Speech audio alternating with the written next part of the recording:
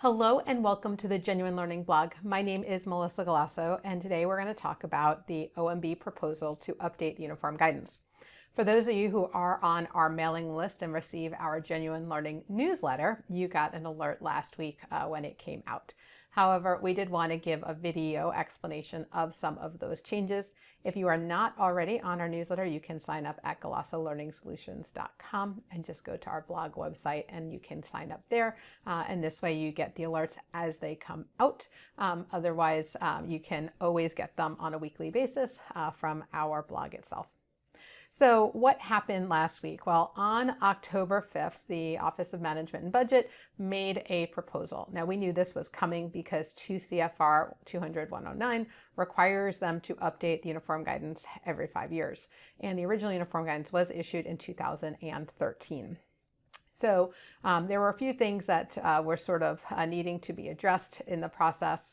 And unlike last time, in addition to CFR 200, there are other sections of the Code of Federal Regulations that they're updating at the same time. So the Universal Identifier and System for Award Management, we're also fondly referred to as SAM, a little bit around never contract with the enemy, which is a federal law, and some guidance around non-procurement debarment. So as we look at this, these are some of the other sections that got updated. But when we look at the uniform guidance updates, probably the biggest one everyone wants to know is what was this proposal going to be? Many of us hoped for a little higher, but they are proposing to raise the single audit threshold from $750,000 to $1 million. And so this is an interesting one. This would reduce the cost and complexity for those who are receiving less than $1 million. But obviously that's still going to capture a lot of entities given we have trillions of dollars of federal funding right now out there, thanks to a lot of the COVID-related money, as well as ARPA, the Infrastructure Act, et cetera. So this would provide some relief. I think many of us were hoping for just a little bit more of an increase. However, I will talk about it at the very end. They are asking if this should be tied to some type of inflation number or something else as a consideration for the future. So not for this proposal itself, an update, but more that's something that we should be looking at. Other things that are important in here, the definition of equipment. So right now it is the lower of the entity's threshold for capitalization, or $5,000. This would increase it to $10,000. And so again, making more things supplies as opposed to equipment. And obviously equipment and real property is a key compliance requirement in the single audit world. The other big change that we see here is really around terminology. We do refer to this in the beginning, we referred to this Uniform Grant Guidance, or UGG. Over the years, we have kind of narrowed it down to this uniform guidance. But the concept of grants has always been somewhat difficult because the uniform guidance applies to more than just grants.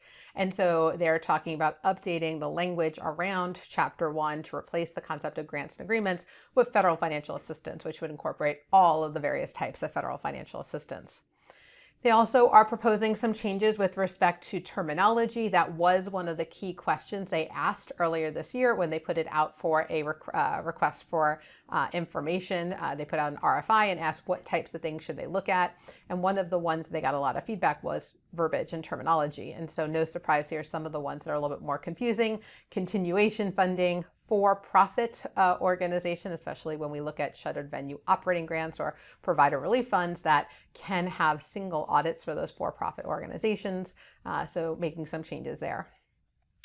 It would allow Indian tribes to follow their own procurement policies and procedures, given obviously the concept that tribal governments are like states, and states already are allowed to do this. And so that sort of expansion would make sense there.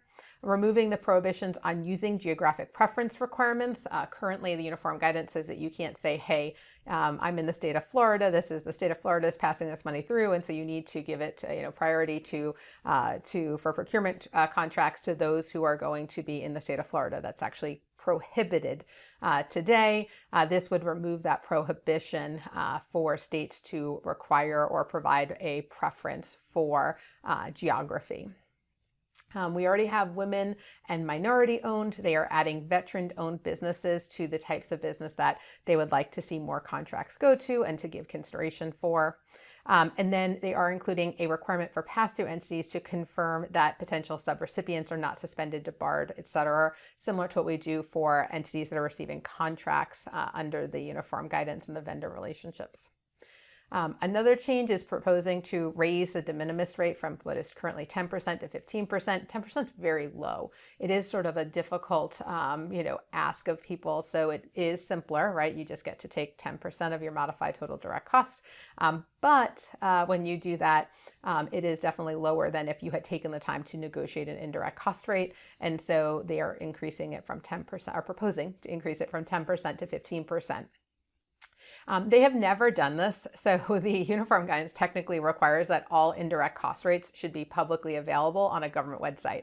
They never said what website or who is going to be responsible for it. They just said that we should have this. However, we've never figured out how to do it, so they are removing that requirement from the uniform guidance. Impact should be pretty little. But as I said, those are the big items that most people are interested when we look at the changes in here. There are other ones, and we've given you a link in the notes if you are interested in taking a look at the red line versions of what changes are being made. However, what I thought was really interesting is they did ask about our opinions on the future. So while they are not making these proposals, they are interested if this is something that they should look into. And the first one is establishing specific audit requirements for for-profit entities. I'm surprised they're asking that because they got a lot of feedback in the RFI saying, yes, it'd be nice, again, if we have all this federal funding going to entities who are getting these types of audits, be nice to have some guidance around them. And then establishing some type of automatic adjustment for thresholds, right? So whether there's inflation or triggering event, and could we have that as opposed to having to wait every 5 years for an increase in the threshold? So if that's something you're interested in, definitely let them know. Again, they're not proposing that for right now, but they are asking if that's something that they should consider, look into, research, et cetera. So if you are interested, the comments are due by December 4th, 2023, which is, again, typically your 60-day comment period, so no surprise there. And obviously, you would use regulations.gov to provide that information to OMB. All right, so that is a wrap on the Genuine Learning blog for this week. I want to thank you guys so much for joining me, and I hope to see you on a future blog. Have a great day, guys. Bye-bye.